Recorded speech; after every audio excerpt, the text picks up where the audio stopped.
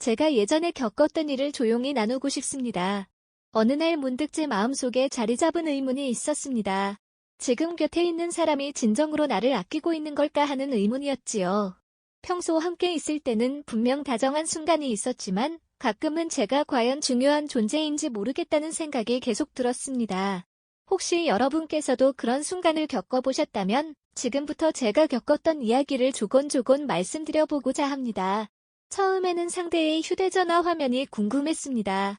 물론 제 궁금증이 모든 것을 대변하는 건 아니겠지만 도무지 허락을 받을 수가 없었거든요. 저는 서로 믿음이 깊어지면 자연스레 일상적인 부분을 조금씩 공유할 수 있으리라 생각했습니다. 그런데 제 휴대전화 비밀번호는 자연스럽게 알려주길 바라면서 본인은 절대 열어줄 수 없다고 말하더군요. 제가 왜 그러냐고 물으면 사생활을 존중해달라는 답변만 들었습니다. 심지어 살짝 곁눈질이라도 하면 저를 불신하는 거냐며 민감하게 반응했습니다.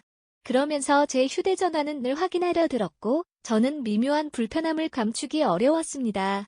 이쯤 되니 저 혼자만 모든 것을 내놓아야 하는 상황이 되어버렸지요. 마음 한구석에서 이건 뭔가 잘못되지 않았나 하는 기분이 들었지만 그때는 그녀를 잃고 싶지 않아 그냥 넘겼습니다. 하루는 제 가까운 친구들과 이야기를 나누다가 그 친구들이 저에게 물었습니다. 혹시 요즘 너희 둘이 함께 찍은 사진 같은 건 없냐고요. 중간 제가 사진첩을 뒤져보니 같이 찍은 사진이 없는 건 아니었는데 상대방이 제 존재를 자기 주변에 전혀 알리지 않는다는 걸 새삼 깨닫게 됐습니다. 제가 그녀의 누리집 기록을 슬쩍 본 적이 있었는데 친구들이나 가족 혹은 어릴 적 친구들과의 모습은 많이 보이더군요. 그런데 저랑 함께 찍은 사진은 아예 없었습니다. 처음에는 별 생각 없었습니다. 그럴 수도 있지 싶었는데 자꾸만 달콤한 말과 달리 행동으로는 저를 전혀 드러내지 않는 모습을 보니 제 마음이 계속 불편해졌습니다. 정말로 날 아낀다면 왜 이렇게 철저하게 숨기려 할까 궁금했습니다. 남들은 화려한 곳에서 데이트했다. 근사한 곳에서 함께 밥을 먹었다며 기쁘게 흔적을 남기곤 했는데 유독 저만은 보이지 않는 존재가 되는 듯 싶었습니다. 누가 봐도 알 수 있을 만큼 오랫동안 만났는데도 아직 제 존재 자체를 주변에 알리지 않는 것을 보며 저는 점차 과연 나는 단지 짧은 순간에 편의를 제공하는 존재일 뿐인가 하고 고민하게 됐습니다. 제 마음을 더욱 불안하게 했던 건 그녀가 아주 사소한 다툼이 있을 때마다 이별을 꺼내들었다는 점입니다. 가끔은 정말 별일도 아닌데 예를 들어 제가 피곤하다고 잠깐 쉬고 싶어 하면 바로 연락을 받기 어려워진다며 헤어짐을 운운했습니다. 처음에는 제가 무슨 큰 잘못이라도 있나 싶어 스스로를 탓했습니다. 하지만 시간이 지날수록 깨닫게 됐죠. 그녀가 이별을 이야기할 때면 항상 무엇인가를 얻어내려는 의도가 섞여 있었습니다. 비싼 물건을 사달라거나 본인의 오랜 지인이랑 밤늦게 어딜 간다거나 하는 일이 있을 때 반대 의사를 표현하면 바로 헤어지자는 말로 협박 아닌 협박을 하는 시기였습니다. 정말로 제게 애정이 있다면 제 기분이나 상황을 조금은 살펴줘야 하지 않을까 싶었지만 제 걱정이나 의견은 늘 뒷전이었습니다. 그리고 또 한 가지 느낀 건 제가 하는 모든 행동이나 선택이 그 사람 눈엔 부정적으로만 보인다는 점이었습니다. 분명 서로 다른 취향이 있을 수 있고 사람마다 좋아하는 색깔이나 옷차림이 다를 수 있잖아요. 그런데 한 번도 제 취향을 존중해주거나 이해하려고 한 적이 없었습니다. 제가 입은 옷이나 듣는 음악 먹는 음식에까지 사소한 건 모두 트집을 잡고 누구는 이렇게 멋진 걸 하더라. 누구는 이걸 사줬다는데 넌 왜 그러지 못하냐 하는 말을 계속 들었습니다. 갈수록 제 존재가 정말로 사랑받는 상대인지 아니면 그저 필요할 때마다 꺼내 쓰는 도구인지 헷갈리기 시작했습니다. 애정어린 시선으로 바라보기보다는 결점만 확대하고 조금이라도 마음에 들지 않으면 비교하는 태도가 서글펐습니다. 마지막으로 다투었을 때 조금이라도 진심으로 서로를 이해하려고 다가오는 모습이 전혀 없었습니다. 저는 평소에 잘 안 싸우지만 한번 다툼이 생기면 오랫동안 서로 감정이 나빠지기보다는 대화를 통해 풀어가길 원했습니다. 그런데 그 사람은 제가 울거나 미안하다고 고개를 숙여도 전혀 흔들리는 기색이 없었습니다. 그게 내가 잘못한 거지 내가 왜 미안해야 하냐는 식으로 일관했고 심지어 제게 어떤 방식으로든 사과 비용 같은 것을 요구하기도 했습니다. 물론 때로는 사랑하는 사람끼리 특별한 순간처럼 소소한 선물을 주고받기도 하지만 그건 서로가 원해서 즐겁게 하는 게 맞지 않을까요? 그런데 이 관계에선 그런 기쁨보다는 일방적인 희생을 요구받는 느낌이 강했습니다. 이런 상황이 반복될수록 제 마음에는 불신과 지친 감정이 점점 더 깊어졌습니다. 사실 말은 쉽게 해도 감정이 얽혀 있으면 쉽게 결론을 내리기가 어렵습니다. 주변 친구들은 하나같이 저더러 빨리 정리하라고 조언했지만 그때의 저는 그 말을 선뜻 받아들이지 못했습니다. 마음 한편에선 그래도 혹시 저 사람도 나를 마음 깊이 좋아하는데 표현 방법이 서툰 것 아닐까 하는 작은 희망이 남아 있었거든요. 하지만 더 많은 시간을 함께 보내고 여러 문제를 겪으면서도 전혀 개선되지 않는 모습을 보니 점점 제 자신이 허무해지고 상처가 커졌습니다. 어느 날 용기를 내어 속마음을 털어놓았습니다. 나는 너를 진심으로 좋아하고 함께 미래를 만들고 싶어. 그런데 내가 나를 어떻게 생각하는지 모르겠어. 정말로 내게 마음이 있는 거야 하고 조심스레 물었습니다. 그랬더니 돌아오는 말은 너는 왜 그렇게 의심이 많아? 내가 싫으면 헤어져도 상관없어. 나는 내가 부족하다고 느끼지만 그래도 참아주는 거야 였습니다. 그 순간 제 가슴이 덜컥 내려앉았습니다. 누군가를 진심으로 사랑한다면 상대가 느끼는 불안과 고민을 조금이라도 함께 나누고 다독여주려고 하지 않을까요? 그런데 제게 돌아온 건 제 불안을 이해하기보다 비난에 가까운 반응이었습니다. 결국 저는 결심하게 됐죠. 이 상황에서 더 버티면 제가 더 망가질 뿐이라는 걸요. 그렇게 정리를 하고 나서야 제 마음속에 쌓였던 응어리가 조금씩 풀리기 시작했습니다. 물론 이별의 과정이 쉽지는 않았습니다. 연락을 끊고 나니 오히려 더 간헐적으로 찾으면서 저를 흔들어대기도 했습니다. 나 요즘 힘든데 너밖에 없는데 하는 식으로 말이죠. 하지만 이미 더는 속지 말아야겠다는 다짐을 했습니다. 당시엔 그 말이 참 달콤하게 들렸지만 그때껏 제가 겪어온 여러 상황을 생각하면 다시 똑같은 고통이 반복될 게 뻔했거든요. 이렇게 제 이야기를 드린 이유는 혹시 지금 이 글을 읽는 분 중에 저와 비슷한 상황에서 힘들어하시는 분이 계시다면 조금이라도 위로가 되거나 결단의 계기가 되길 바라는 마음입니다. 누군가를 정말 좋아하게 되면 단점을 감싸주고 노력으로 극복해보려는 마음이 생기잖아요.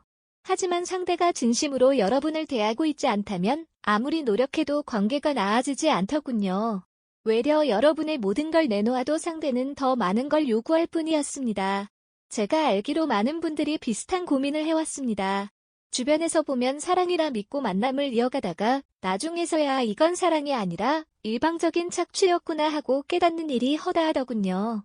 그런데 이미 깊이 빠져나오지 못할 상태가 되어버리면 이성이 마비되고 감정만 남아 더욱 큰 상처를 입게 됩니다. 그래서 조금이라도 빨리 상황을 파악하고 스스로를 지켜야 한다는 말씀을 드리고 싶습니다.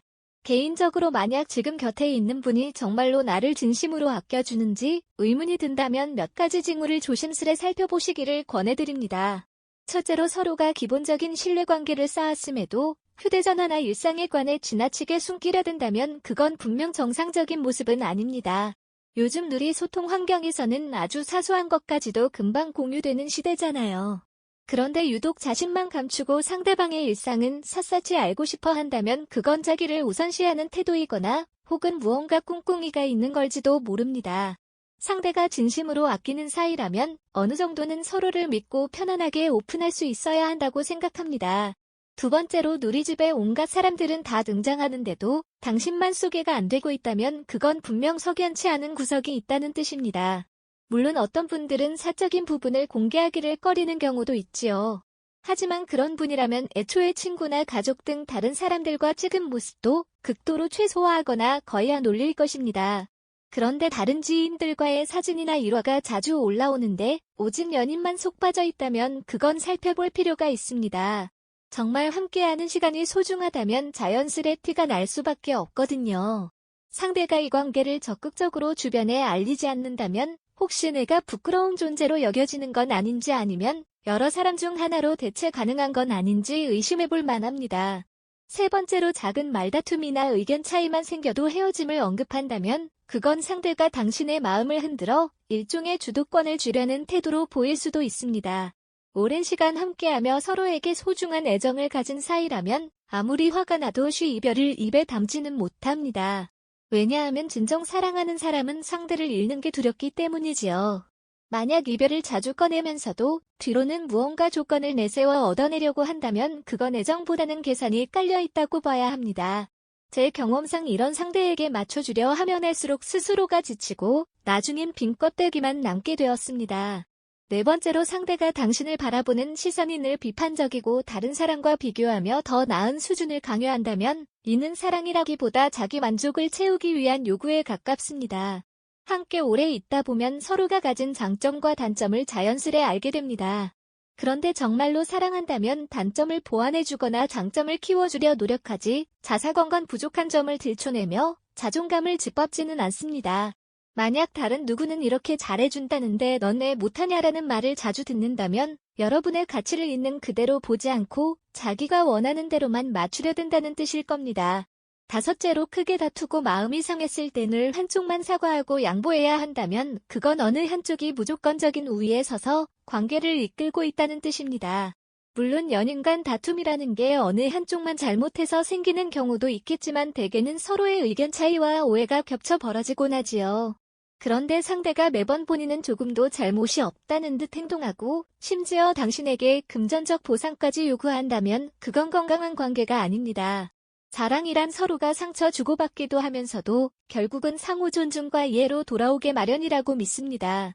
그런데 그 사람이 전혀 미안함을 느끼지 않고 당신에게만 책임을 떠넘긴다면 그것은 분명 진정한 사랑은 아니라고 생각합니다. 제가 드리는 이야기는 결코 특정 상황에 있는 모든 분께 무조건 헤어지라는 말이 아닙니다. 다만 관계를 돌이켜보시고 만약 제가 겪은 것과 비슷한 징후들이 있다면 특히나 그것이 반복되고 고쳐질 기미가 전혀 보이지 않는다면 스스로를 지킬 방안을 진지하게 고민해보시길 권장하는 것입니다. 관계에 의문이 들 때는 일단 차분히 대화로 풀어보는 것도 필요합니다. 하지만 대화를 하려 해도 막무가내로 이별을 들먹이거나 당신을 의심 많다며 오히려 몰아붙이는 태도를 보인다면 그건 이미 충분히 답이 나와 있는 상태일 수 있습니다. 살아가면서 만나는 사람들 중 진심으로 곁에 있어주는 사람은 의외로 많지 않습니다. 겉으로는 달콤한 말과 포근한 태도로 시작해도 시간이 지나면 진짜 마음이 드러나곤 하지요. 처음에는 다정하고 따뜻한 것 같아도 점점 관계가 깊어지면서 본성이 나타나기도 합니다. 그렇기에 혹시라도 지금 머릿속에 정말 이 관계가 맞나 하는 의문이 스쳐 지나간다면 한 번쯤은 진지하게 짚어보시기를 바라요. 그냥 지나치다 보면 어느새 감정의 소용돌이에 휘말려서 스스로를 놓아버리게 될지도 모릅니다. 사랑은 분명 서로의 일상을 나누고 힘든 시간을 함께 헤쳐나가며 기쁨을 2배로 만들어가는 과정이라 믿습니다. 그런데 만약 이 관계에서 한쪽만 끝없이 양보해야 하고 늘 마음이 불편하고 스스로가 존중받지 못한다고 느껴진다면 그건 어딘가 크게 잘못된 겁니다. 진정한 사랑이라면 서로가 조금씩 자기 것을 내주고 상대의 부족함을 채워주는 방향으로 나아가지 않을까요? 그렇지 않고 한 사람만 기분 좋게 모든 혜택을 누리고 다른 한 사람은 정신적으로나 경제적으로나 계속 쪼들린다면 언젠가는 그 관계가 무너지고 말 것입니다. 제가 이 말씀을 드리는 가장 큰 이유는 저 자신이 그때 깨닫지 못하고 오래 버텼기 때문에 더 큰 상처를 받았기 때문입니다. 이럴 때 누군가가 제게 조심스럽게라도 조언을 건네주었으면 어땠을까 하는 아쉬움이 남습니다. 물론 주변에선 말해주기도 했지만 당시엔 제가 귀를 막고 있었습니다. 마음을 정리하기 어렵다고 느끼고 그래도 혹시나 하는 마음에 매달렸습니다. 하지만 결과적으로는 더 지쳐서 나중에 정말로 이별했을 때 그 후유증이 훨씬 크게 왔습니다. 몸도 마음도 많이 상했고 다른 사람을 믿기까지 오랜 시간이 필요했습니다. 혹시 이 글을 읽고 있는 분 중에 이미 그 5가지 요소 중 서너 가지 이상에 해당된다면 부디 자기 마음을 먼저 살펴보세요. 내가 지금 느끼는 불안과 괴로움은 어쩌면 정당한 직감일 수 있습니다. 사람의 직감이라는 게 괜히 생기는 건 아니더군요. 친구들이나 지인들에게 조언을 구해보고 냉정하게 상황을 바라보길 추천합니다. 만약 이 상황이 명백하게 자신을 소모시키는 것이라면 더는 깊이 빠져들지 않도록 용기를 내어야 할 때입니다. 물론 마음이라는 게 그렇게 간단하진 않습니다. 한번 마음을 다 주면 되돌리기가 어렵고 그저 사랑을 믿고 의지했던 기억이 사라지지 않으니까요. 그렇지만 정말로 상대가 나를 사랑한다면 내 고통이나 외로움에 귀를 기울여 줄 것이고 내가 가진 불안까지도 품어줄 겁니다. 그것이 아니라 오히려 계속해서 무언가를 요구하거나 자기밖에 모르는 태도를 보인다면 과연 그건 서로를 위한 관계라고 할 수 있을까요? 그래서 저도 한 번은 생각했죠. 도대체 어떻게 해야 이런 사람들에게 흔들리지 않을 수 있을까 하고요. 사실 그 해답이란 건 자신 스스로를 지키려는 의지에서부터 출발하는 것 같습니다. 상대가 끊임없이 본인의 이익이나 즐거움만을 추구하는데 그걸 내 사랑으로 감싸주려고 해봤자 결국 나만 상처를 입게 됩니다. 오히려 가끔은 상대에게 너무 잘해주기보다 적당한 선을 지켜가며 나 자신을 돌봐야 하더군요. 그 사람이 아무리 귀해 보여도 내가 무너지면 사랑도 지속할 수 없으니 말이지요. 그리고 한편으론 상대에게 맞서는 방법이라는 게 꼭 큰 소리를 내거나 울분을 표출하는 게 아니라고 생각합니다. 조용히 대화의 문을 열어보고 그래도 변화가 없다면 스스로를 보호하는 방향으로 결단하면 됩니다. 누구나 사랑 때문에 흔들리고 아플 수 있지만 이 세상에서 가장 소중한 건 자기 자신이라는 사실을 잊지 않았으면 좋겠습니다. 자신을 잃고 나면 아무리 아름다운 사랑이라 해도 그 본질이 사라지니까요. 제 공간을 통해서도 종종 말씀드리지만 저는 더 많은 분들이 건강한 사랑을 하시길 바랍니다. 그래서 이야기 나누다 보면 내가 지금 이런 대우를 받고 있는데 이게 정상인 걸까 하고 물어보는 분들이 의외로 많았습니다. 그럴 때 저는 조심스럽게 혹시 상대가 단점을 보완하려고 노력하는지 아니면 당신을 비난만 하고 만족시킬 방법만 찾고 있는지 살펴보라고 권합니다.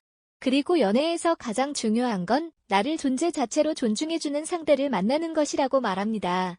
겉으로는 헌신하는 듯 보여도 정작 중요한 순간에는 자기 이익만 챙기는 사람도 많으니까요. 또한 서로의 개인 공간을 지키되 필요할 땐 편하게 공유할 수 있는 유연함이 건강한 사랑이라 생각합니다. 만약 한쪽은 모든 걸 다 알아야 한다고 주장하면서 자기 것은 철저히 잠가놓는다면 이미 대등한 관계가 아니라고 봅니다. 그래서 실제 경험자로서 이런 불균형 상태를 오래 견디다 보면 결국 파국에 이르기 마련임을 말씀드리고 싶어요. 일방적 희생으로 유지되는 관계는 장기적으로 행복으로 이어질 수 없습니다.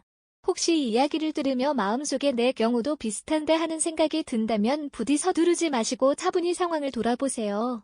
나를 위한 시간을 가져보는 거예요.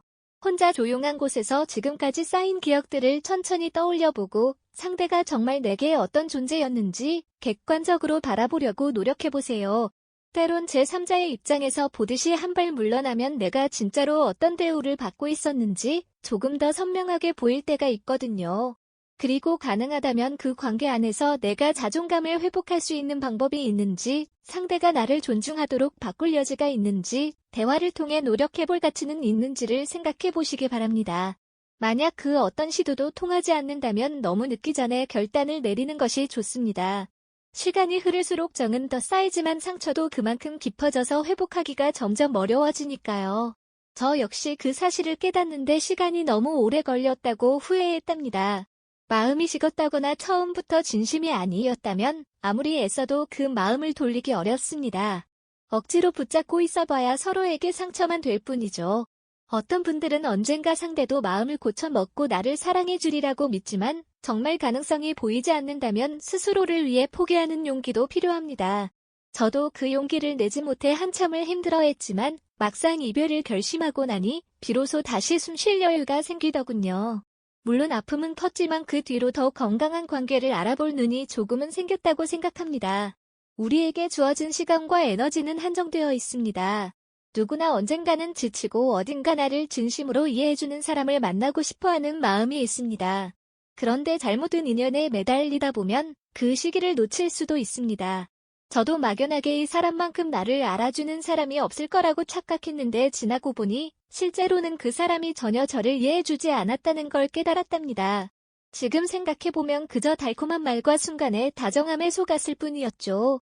결국 사랑이란 서로가 함께 성장하고 행복해질 수 있어야 하는 거라고 믿습니다. 한쪽만 웃고 다른 쪽은 눈물로 버텨야 한다면 그건 사랑이 아니라 일종의 지배나 이용에 가깝습니다. 그래서 저는 이 글을 통해 조금이라도 누군가에게 경종을 울릴 수 있다면 좋겠습니다.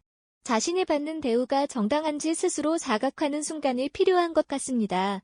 특히 휴대전화며 누리집 활동이며 사소한 갈등에서까지 이별을 거론하며 위협하고 당신의 모든 것을 깎아내리는 사람은 진정한 짝이 아니라고 단언하고 싶습니다. 제 이야기가 길어졌지만 끝까지 들어주신 분들께 감사드립니다. 이 경험들이 누군가에게는 작은 방향성이 될 수 있으리라 믿습니다. 우리 모두는 소중하고 사랑받을 자격이 있습니다.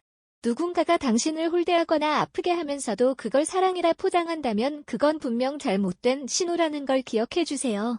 절망적인 순간에도 당신 자신이 제일 중요한 존재라는 사실을 되새기시길 바랍니다. 그리고 가끔은 자기 자신을 먼저 돌보는 게 더 아름다운 미래를 위한 첫걸음이라는 것도요. 저도 그 뼈 아픈 경험을 겪고 나서야 진정한 사랑이 무엇인지 조금씩 배워나가고 있습니다. 지금 곁에 있는 분이 정말로 당신의 노력을 아끼고 당신의 이야기를 들어주며 당신이 어떤 상황에 놓여있든 함께 이겨내려는 태도를 보여준다면 그건 분명 소중히 지켜야 할 인연입니다. 하지만 반대로 오직 자신만 생각하고 당신을 불안과 걱정으로 몰아넣고 작은 다툼마다 헤어짐을 언급하며 협박성 요구를 한다면 부디 아프더라도 빠른 결단으로 스스로를 보호하시길 진심으로 권합니다. 살아가다 보면 누구나 실수도 하고 시행착오도 겪습니다. 저 역시 그랬고 지금도 완벽한 사랑을 알고 있다고 말하기는 어렵습니다. 다만 적어도 경험자로서 확실하게 말씀드릴 수 있는 건 나를 온전히 사랑해주지 않는 사람에게 매달리는 건 결국 자기 자신에게 엄청난 상처가 된다는 점입니다. 미련과 집착을 버리는 게 쉽지는 않지만 사랑이 주는 행복과 안락함이 아니라 두려움과 긴장감이 먼저 앞선다면 그 관계가 건강하지 않을 가능성이 매우 높습니다. 인생에서 가장 중요한 선택 중 하나가 누구와 함께 할 것인지라고 생각합니다. 아무리 좋아 보이는 사람이라도 정작 나를 대하는 태도가 진실하지 않다면 그건 사실 좋아 보이는 게 전부일지도 모릅니다. 섣부른 판단으로 평생의 후회를 남기느니 어렵더라도 똑바로 상황을 마주하고 의사결정을 하는 게 본인을 위한 길이라고 믿습니다. 설령 이별이나 결단의 순간이 찾아온다 해도 다시금 시작할 수 있는 힘은 분명 우리에게 있습니다. 그리고 그 힘은 나 자신이 얼마나 소중한 존재인지를 잊지 않을 때 진심으로 솟아난다고 생각해요. 그러니 자신에게 한번 물어봐 주세요. 지금 이 관계에서 나는 행복한가? 아니면 늘 마음이 무거운가? 내 의견은 존중받고 있는가? 아니면 늘 무시당하는가? 혹여 내가 바라는 걸 이야기했을 때 상대가 귀 기울여주고 함께 방법을 찾으려 하나 아니면 바로 화를 내거나 끝을 내자는 식으로 몰아붙이지 않는가? 이런 질문에 대해 스스로 솔직한 답을 내릴 수 있다면 이미 마음속에선 어느 정도 결론을 내린 상태일 수도 있습니다. 단지 그걸 행동으로 옮길 용기가 아직 없을 뿐이지요. 많은 분들이 저에게 조언을 구할 때 5가지 중에 몇 가지가 해당되고 도무지 상대가 개선할 의지를 보이지 않는다면 결국 본인이 할 수 있는 건 한 가지뿐이라고 말하곤 합니다. 바로 떠나거나 자존심을 지키는 결정을 내리는 거지요. 그 순간은 너무나 힘들고 막막할 수 있습니다. 하지만 시간이 지나면 결국 그 결정을 했던 자신이 대견해지고 훗날 더 좋은 인연을 만날 기회도 생기더군요. 언제나 제 공간에 오셔서 고민을 털어놓는 분들에게 제가 드리고 싶은 가장 중요한 말은 바로 이것입니다.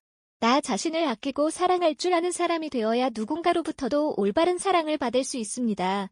자기 자신을 소홀히 하는 순간 누군가는 그 틈을 이용해 우리의 감정을 흔들고 우리를 불안에 빠뜨리며 결국 그 불안을 이용해 이익을 챙겨가려고 할지도 모릅니다. 그러니 부디 자신을 먼저 돌보는 지혜를 가지시길 바랍니다. 이렇게 제 경험과 생각을 쭉 털어놓게 되었는데 누군가에게는 길고 지루하게 느껴졌을 수도 있을 것 같습니다. 그렇지만 제가 겪었던 일들을 세세히 말씀드린 이유는 작은 부분에서부터 이상신호가 쌓여 종국에는 큰 문제로 번진다는 걸 알리고 싶었기 때문입니다. 휴대전화 하나, 누리집글 하나, 사소한 다툼 하나가 단편적인 문제가 아니라 결국엔 그 사람의 본래 태도를 비추는 거울이 됩니다. 그래서 조금이라도 이 글을 읽는 분들이 스스로를 돌아보고 아픈 사랑의 늪에서 벗어나거나 혹은 아직 괜찮은 관계라면 더 건강한 방향으로 이끌 수 있기를 바라며 글을 마무리하고자 합니다. 덧붙여 말씀드리고 싶은 건 사랑이라는 감정이 결코 가볍지 않다는 사실입니다. 누군가를 진심으로 좋아하게 되면 사소한 일에도 마음이 흔들리고 작은 갈등에도 불안해질 수밖에 없습니다. 그만큼 감정의 무게가 크기 때문이지요. 그래서 애초에 진실된 관계라면 갈등이 생겼을 때 서로의 감정을 먼저 살피고 함께 해결책을 찾으려 애쓰는 모습이 나옵니다. 아무리 화가 나고 서운해도 이별을 쉽게 입에 담지는 않지요. 왜냐하면 헤어짐이라는 건 그만큼 관계를 파괴하는 최후의 수단이기 때문입니다. 만약 상대가 여러분에게 쉽게 이별을 이야기하고 그걸 미끼로 요구사항을 관철하려 한다면 그것은 애정보다는 계산적인 태도가 강하다고 볼 수밖에 없습니다. 저 역시 그 과정을 거치며 진심으로 사랑한다면 감정을 상하게 하기보다 달래고 치유하려 하는 법이라는 걸 깨달았습니다. 헤어짐을 언급하는 순간부터 관계는 이미 상처를 입습니다. 물론 누구나 욱하는 마음에 한 번쯤 그런 말을 할 수 있을지도 모릅니다. 그렇지만 그것이 반복되고 게다가 거기에 뚜렷한 이익 추구가 깔려 있다면 그건 이미 사랑이 아닌 다른 목적을 위한 행동일 가능성이 높습니다. 또 하나 중요한 부분은 자신을 보이지 않는다는 느낌이 계속 든다면 그냥 넘어가선 안 된다는 점입니다. 누군가가 나를 제대로 바라봐주지 않고 마치 투명인간처럼 존재를 감추려 한다면 그 배경을 진지하게 생각해봐야 합니다. 혹시 자신이 여러 사람을 동시에 만나고 있어서 내 존재를 드러내면 불편해지는 상황은 아닌지, 혹은 내가 가진 경제적 이익만을 챙기고 싶어서 대외적으로는 연인 관계를 숨기는 건 아닌지 등의 가능성을 따져봐야 하지요. 이런 의심이 든다고 해서 섣불리 상대를 몰아세우는 것보다는 현실적으로 내 처지를 챙기는 것이 현명합니다. 사실 연애라는 것이 서로를 향해 마음을 활짝 열어야 비로소 꽃을 피울 수 있다고 생각합니다. 그런데 본인은 일방적으로 닫아두고 당신의 사생활만을 샅샅이 알고 싶어 한다면 그것은 공평한 관계가 아니기에 오래 갈 수 없습니다. 제 경우도 그랬습니다. 그 사람은 제 모든 것을 알고 싶어 했지만 자기 이야기는 거의 하지 않았어요. 저는 그게 그저 조심스러운 성격 때문일 수도 있겠다 싶었는데 시간이 지나면서 느낀 건 오히려 저를 믿지 않아서가 아니라 본인이 숨기는 게 많기 때문이었습니다. 나중에는 다른 사람과도 비슷하게 만남을 이어가고 있었고 저에게 금전적인 도움이나 편의를 바랄 때만 제게 달콤한 말로 다가왔다는 사실을 알게 되었지요. 알았다면 진작 정리할 것을. 그때는 이미 제가 너무 깊이 빠져나올 수 없을 만큼 마음을 주고 말았기에 헤어지는 과정에서 큰 고통을 겪어야 했습니다. 결국 사랑에는 한계가 있어야 한다고 생각합니다. 아무리 사랑해도 나 자신이 무너질 만큼 모든 걸 쏟아붓는다면 결국 남는 건 상처뿐이더군요. 그리고 그걸 악용하는 사람은 끝없이 요구하고 결국 내 감정을 피폐하게 만들어버립니다. 연애는 결코 한 사람의 희생 위에서 굴러가서는 안 됩니다. 물론 서로가 조금씩 희생할 수도 있지요. 하지만 그 희생이 일방적이면 결국엔 버티지 못합니다. 그래서 누군가 지금 이 순간이 5가지 신호 중 여러 개를 알아차렸다면, 스스로에게 솔직해지고 여력이 된다면 눈앞에 있는 현실을 바꾸려 노력해보라고 말씀드리고 싶습니다. 혹은 이미 늦었다고 느끼는 분이라도 결코 늦지 않았습니다. 정말 마지막 순간에 결정하는 게 힘들 뿐이지 시간은 계속 흐르고 그 안에서 우리는 늘 새로운 기회를 맞이할 수 있으니까요. 저 역시 그 사랑과 끝을 낸 뒤에 한참을 괴로워했고 스스로를 자책했지만 오히려 그 과정을 통해 어떤 관계가 건강하고 어떤 관계가 유해한지를 배웠습니다. 그리고 훗날 만난 사람과는 좀 더 서로를 존중하며 건강한 관계를 이어갈 수 있었지요. 그러니 지금 보통스럽다고 해서 내일도 영원히 어둡기만 한 건 아니니 두려움이 크더라도 행동할 수 있는 힘을 가져보시길 진심으로 바라는 마음입니다. 마지막으로 여러분은 결코 대체품이 아니며 누구에게나 소중한 삶이 있습니다. 그렇기에 사랑이라는 이름으로 자신을 함부로 소모시키지 마세요. 말은 거창해 보일 수 있지만 우리 모두 사랑받아 마땅한 존재입니다. 당신을 허투루 대하고 이용 가치가 떨어지면 언제든 떠나갈 것처럼 구는 사람에게 얽매이지 않았으면 좋겠습니다. 그런 상대라면 오히려 지금 정리하고 더 나은 길을 찾는 편이 훨씬 현명하다고 생각합니다. 어렵겠지만 길게 보면 그것이 자신과 미래를 위해서도 바람직한 결정이 될 것입니다. 이렇게라도 제 생각을 전할 수 있어서 다행입니다. 여러분 모두 자신이 진정으로 행복할 수 있는 연애를 하길 진심으로 기원합니다. 혹시나 지금 상황이 막막하고 힘들다면 주변에 믿을 만한 친구나 가족과 털어놓고 대화해보세요.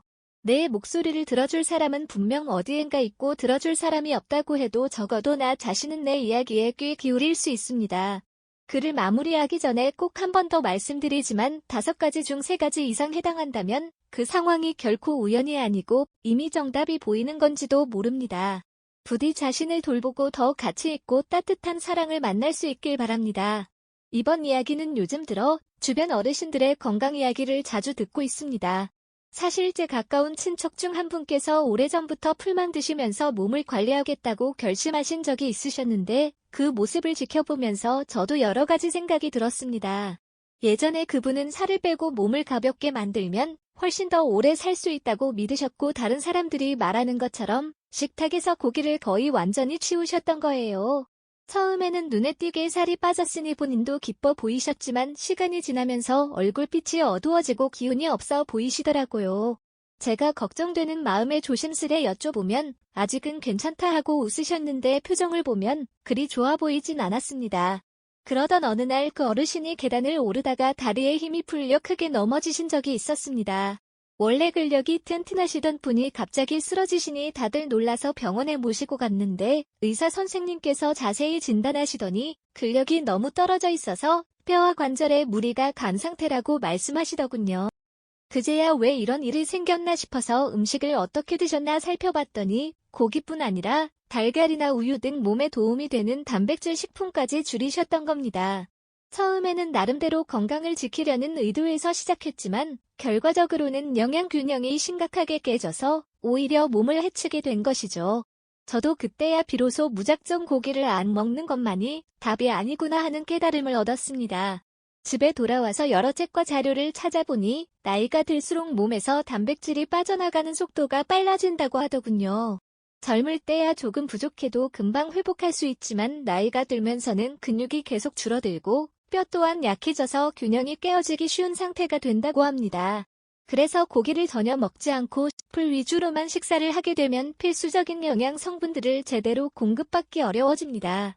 물론 채소와 과일에 들어있는 각종 섬유질이나 여러 가지 몸에 이로운 성분들은 무척 중요하지만 그것만으로 몸이 필요한 모든 것을 채우기에는 한계가 있더라는 거예요. 저는 이 사실이 꽤 충격적이었습니다. 왜냐하면 그동안 주변에서 나이 들면 너무 기름진 음식은 안 좋아. 그러니까 가능한 한 야채만 먹는 게 좋아 이런 조언을 들을 때도 있었거든요. 그렇다고 해서 고기를 몇 끼니 가득 먹으라는 의미는 당연히 아닙니다. 옛날부터 전해 내려오는 말 중에 살을 너무 찌우지 말라는 조언이 있습니다. 몸이 가벼워야 오래 산다는 식의 이야기는 저도 많이 들어봤거든요. 저 역시 과하게 먹어서 비만해지거나 과체중이 되면 건강에 부담이 크게 늘어날 수 있다는 점을 잘 압니다. 그러나 그 이야기가 고기를 전혀 입에 대지 말라는 뜻으로 해석되어 온 경우가 은근히 있더라고요. 가끔 어르신들끼리 대화를 나누시다 보면 나이 들어서는 고기 끊고 풀만 먹어야 오래 살아 하시는 분이 계시는데 그 말이 어떻게 보면 굉장히 위험한 발상일 수도 있습니다. 실제로 오랜 시간 그렇게 지내시다가 기력이 빠져서 병원을 찾게 되는 어르신을 곁에서 봤습니다. 어느 날은 제가 저희 아버지께서도 고기를 거의 드시지 않던 시기가 길어지길래 은근히 걱정이 되어서 대화를 시도해 본 적이 있습니다. 아버지 혹시 너무 육류를 피하면 기운이 약해질 수도 있지 않을까요? 운동을 하시거나 이런저런 일을 하시려면 근력도 중요하잖아요 하고 말씀을 드렸죠. 그런데 아버지는 그냥 몸이 무거운 느낌이 싫어서 줄인 거다. 배가 부르면 뭔가 숨도 차고 불편하니 그런 걸 줄이고 싶은 마음이 크다 하고 답하셨습니다. 저는 그 마음도 이해가 갔습니다. 특히 소화 능력이 예전만 못하다고 느끼시는 분들은 고기를 먹고 나면 속이 더부룩하다고 느낄 수 있으니까요. 하지만 그러면서도 한편으론 이러다가 정말 단백질 부족으로 몸이 망가지진 않을까 하는 걱정도 동시에 들었습니다. 이후로 저는 아버지와 조금씩 타협점을 찾았어요. 완전히 고기를 꺼리기보다 양을 줄이되 품질을 더 좋은 쪽으로 선택하자고 권유했습니다. 예를 들어 기름이 너무 많은 빨간색 고기는 소화에 부담이 크고 몸에 좋지 않은 기름까지 섭취하게 되니 대신 좀 더 담백하고 깔끔한 흰색 살코기를 드시는 게 어떻겠냐고 여쭤봤던 거죠. 실제로 흰색 살코기는 양질의 단백질을 공급해주고 너무 기름지지도 않아서 어르신들이 훨씬 편하게 먹을 수 있다고 합니다. 또 저지방으로 만든 우유나 두부, 계란 등 다양한 음식을 균형 있게 곁들이면 몸에 필요한 성분들을 고루 채울 수 있다는 점도 알려드렸어요. 물론 채소와 과일의 중요성도 무시할 수 없지요. 저 역시 식이섬유가 풍부한 채소를 많이 먹으면 배변 활동이 원활해지고 각종 영양원소들을 다채롭게 섭취할 수 있다고 믿습니다. 그런데 문제는 야채만 먹어야 한다는 식으로 극단적으로 치우치는 식습관입니다. 몸을 구성하는 중요한 기둥 중 하나인 근육이나 혈액, 뼈 같은 것들은 그저 풀만 먹는다고 해서 튼튼하게 유지되는 것이 아니거든요. 어느 정도 동물성 식품을 함께 섭취해야 몸속 세포가 활발하게 움직이고 우리가 의식하지 못하는 동안에도 몸이 제 할 일을 할 수 있게 됩니다. 저도 예전에는 몰랐지만 다양한 통계를 보면 고령층 중 상당수가 단백질과 필수 영양원소 부족을 겪는다고 하더라고요. 그리고 한 가지 더 놀라웠던 점은 풀만 먹는 분들 중에서 오히려 체중이 잘 줄지 않고 몸이 늘 피곤하다는 분도 꽤 많다는 겁니다. 저는 예전에는 고기는 살을 찌우고 야채는 살을 빼준다는 식의 단순한 생각을 가졌는데 현실은 그렇게 간단하지 않더라고요.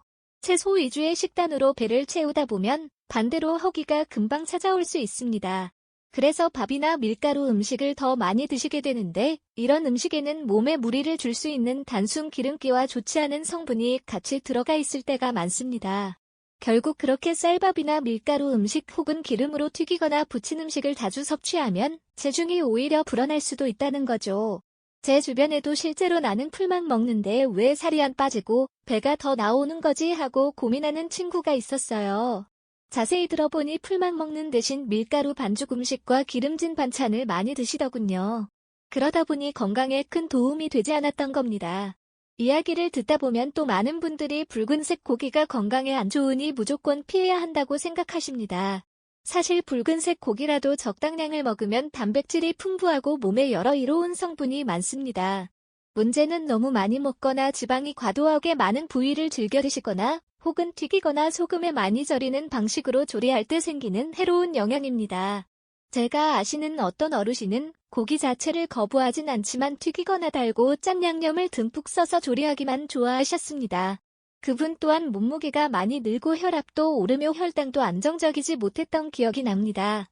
결국에는 어떤 음식을 먹든 준비 과정과 섭취하는 양을 잘 조절해야 몸에 도움이 된다는 것이지요. 그렇다면 고령층에게 정말 필요한 식단이란 어떤 모습일까요? 제가 공부하고 주변에서 들은 내용을 종합해보면 첫째로 하루에 꼭 필요한 만큼의 단백질을 섭취해야 합니다. 예를 들면 자신의 몸무게 1kg당 단백질 1g 정도로 계산할 수 있다고 해요. 몸무게가 60kg이라면 하루에 단백질 60g 정도를 드셔야 하는 것이지요.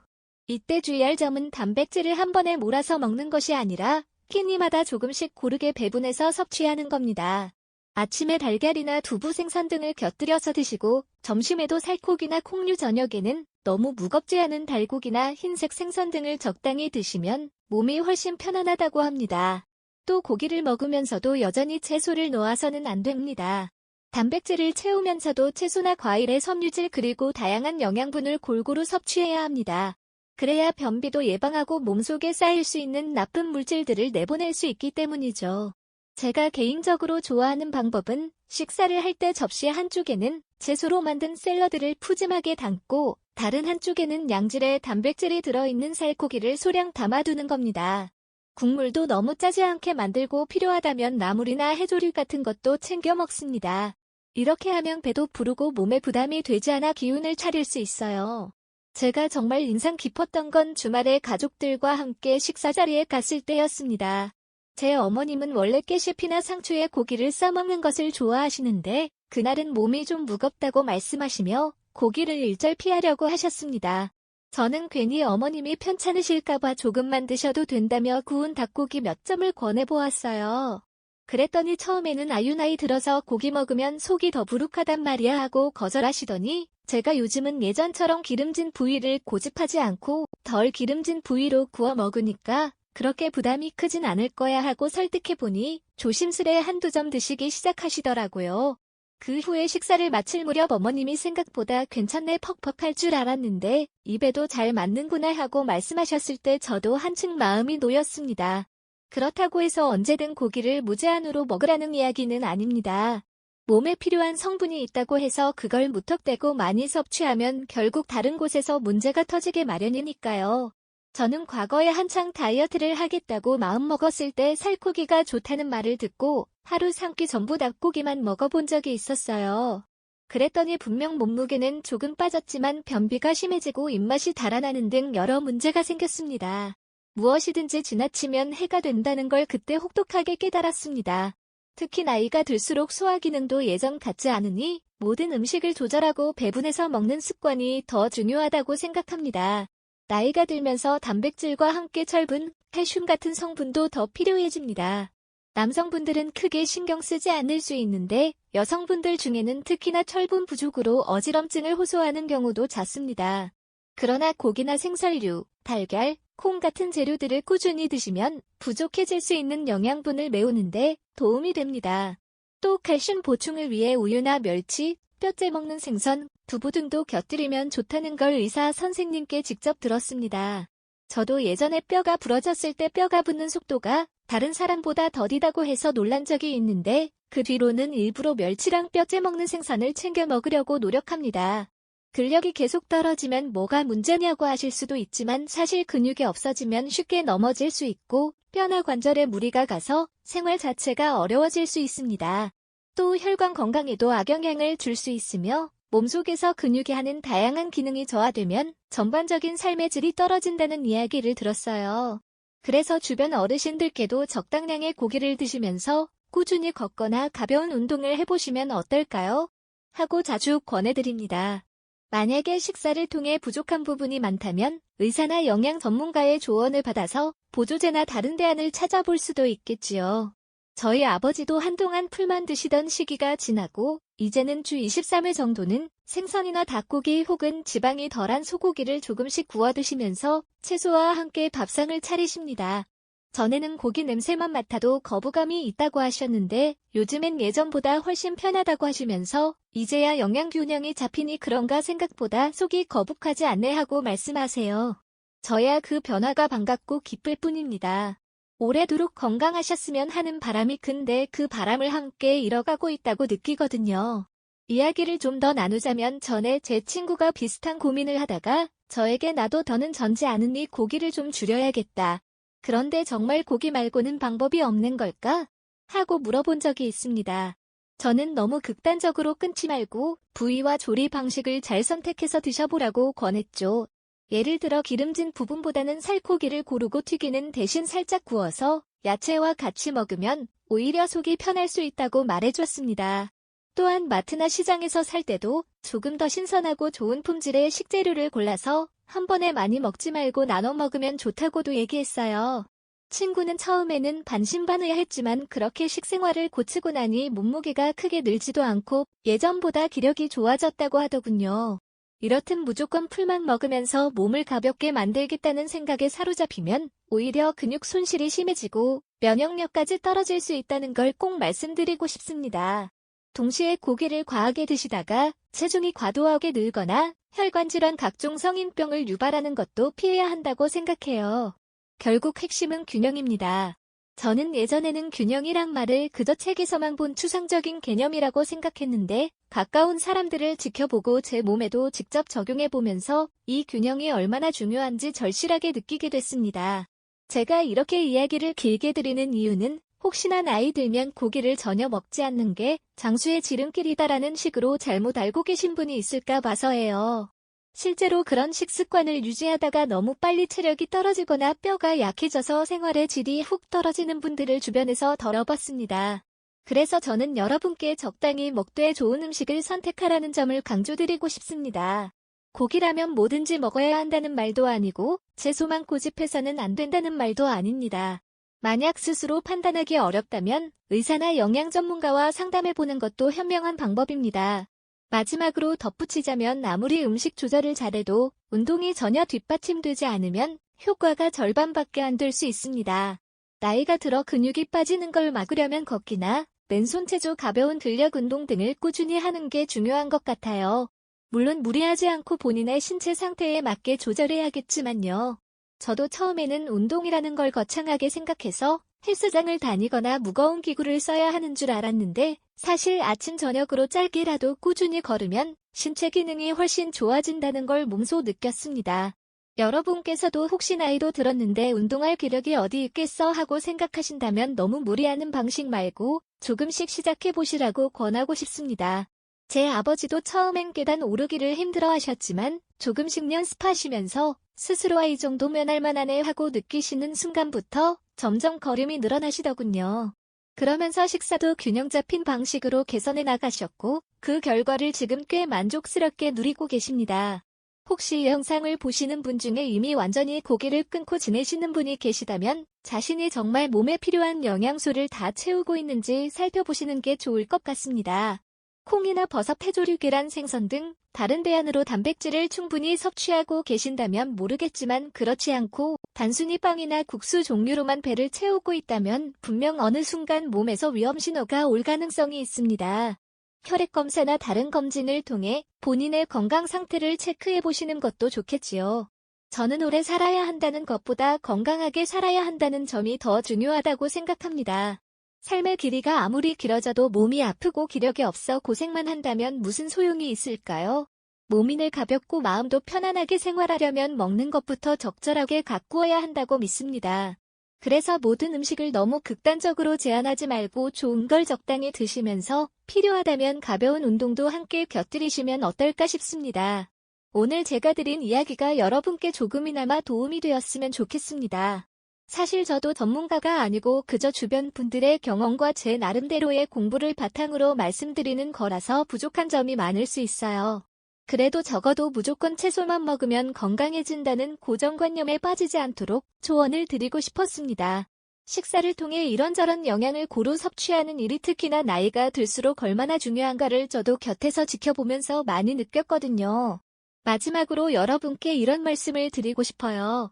우리 모두 처음부터 완벽하게 잘 먹고 잘 운동하고 잘 쉴 수는 없다고 생각합니다. 그저 스스로의 몸을 더 잘 돌보기 위해 작은 습관부터 하나씩 고쳐나가는 노력이 중요하지 않을까 싶습니다. 주변에서 고기를 아예 멀리하신 분이 계시다면 왜 그렇게 하시는지 한번 들어보시고 혹시 오해나 두려움이 있다면 조금씩 이해를 구해보는 것도 좋다고 생각해요. 직접 설득하기보다는 조금만 먹어봐도 괜찮더라 하는 간접적인 경험을 함께 나누는 식으로요.